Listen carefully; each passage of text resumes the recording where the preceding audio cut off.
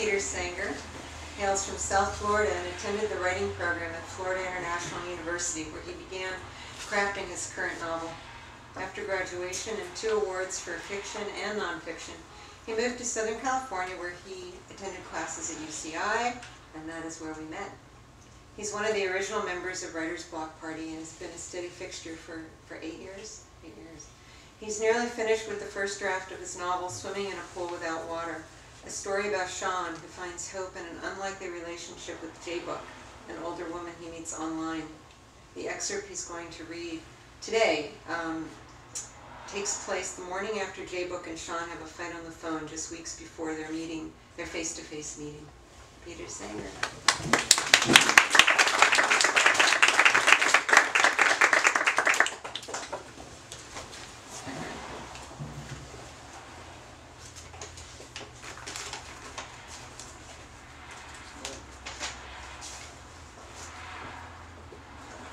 Slivers of sun peeking through the blinds shined on my face, waking me from my restless sleep.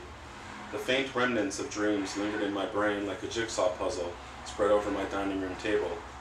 Each image felt alone and isolated.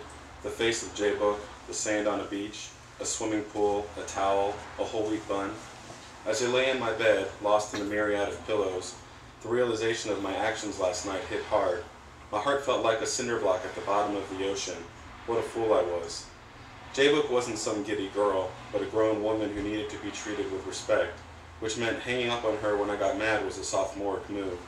It'd be convenient to blame my immaturity and lack of social grace purely on inexperience, but I knew better. Thinking of Mom and what her reaction would be to my behavior lately was the most humbling feeling. Drugs, being shot at by Indians, mistreating women, fighting with my best friend. What was I doing? Disappointing her was more than me screwing up. To her it was a reflection on how she raised me and if she did a good job. I felt like I did when I got caught stealing at Winn-Dixie, my first job as a grocery bagger at the age of 16. The manager told me he wouldn't release my final check until she came to talk to him. Seeing the look in her eyes as I explained why I stole the 99-cent comb to impress my friends far exceeded the shame of being busted in public in front of all my colleagues. I threw the pillows off me and stared at the small star next to Saturn affixed to my ceiling. That was Mom looking down on me from the heavens. The face I remembered of her was the picture that was taken of us at Niagara Falls, me standing in front of her with her arms draped tightly around me and a big smile. I often looked to this plastic glow-in-the-dark stick-on for guidance when I needed her. I needed her now. I couldn't walk out in the living room and say, "Dad, I need your advice." Even though things had gotten measurably better between us, any notion of a serious discussion still seemed distant to me.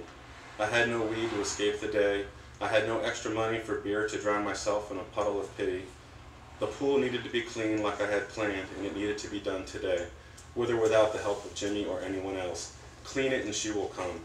I had to believe Jackie and I would be frolicking in crystal clear water 2 weeks from now, her body clutched tightly in my arms under a glorious moon.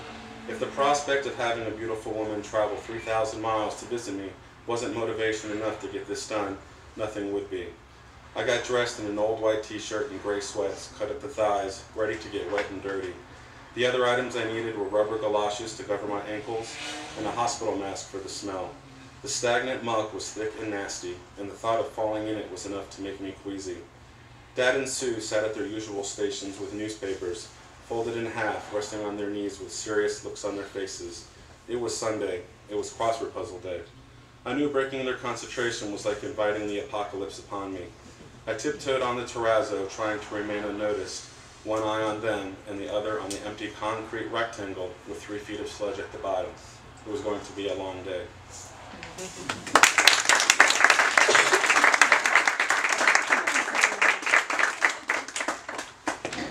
Where's Connie? Connie's hiding. Connie Bouvier